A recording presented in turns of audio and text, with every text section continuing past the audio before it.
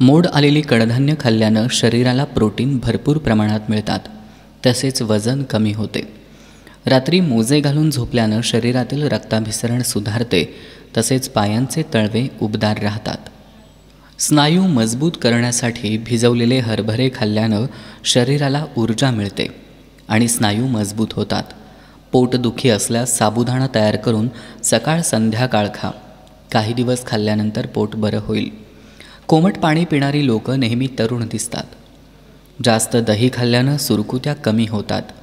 कोरफडीचा गर हात किंवा पायांवर लावल्यानं रात्रीच्या वेळेस डास चावण्यापासून बचाव होतो. भात खाल्ल्यानंतर लगेच दूध पिल्यानं खोकला होतो. केस पांढरे होऊ नयेत म्हणून कडुलिंबाच्या पानांचा रस आणि आवळा पावडर एकत्र करून केसांना लावल्यास केस पांढरे होणे थांबते. हिरवी मिरची जेवणासोबत खाल्ल्यानं दृष्टी तीक्ष्ण होते. ओवा जेवणामध्ये वापर केल्यास पोट आणि आतड्यांसंबंधी रोग टाळता येतात.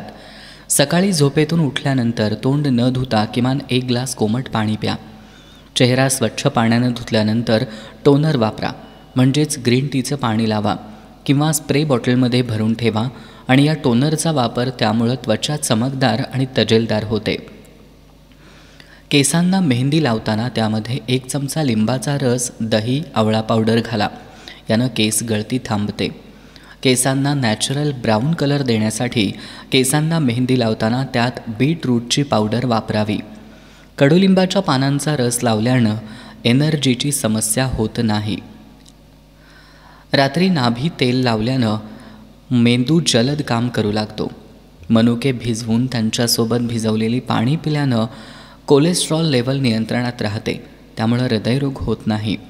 जास्त टेन्शन घेतल्यामुळं रक्तदाबाचा त्रास होऊ शकतो.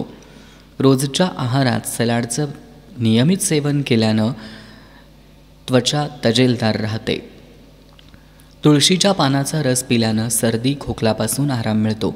त्रिफळा चूर्ण खाल्ल्यामुळं प्रतिकारशक्ती वाढते आणि मधुमेह आणि रक्तदाब असणाऱ्यांसाठी ते खूप फायदेशीर आहे. औषध घेतल्यानंतर काही काळ विश्रांती घेतल्यास औषध जलद कार्य करते. जर तुमच्या शरीरातील हाडांना कटकट असा आवाज येत असेल तर शरीरात कॅल्शियमची कमी आहे. त्यामुळं कॅल्शियम वाढवण्यासाठी आहारात कोबी, पालक, दूध, दही, पनीर यांचा समावेश करावा.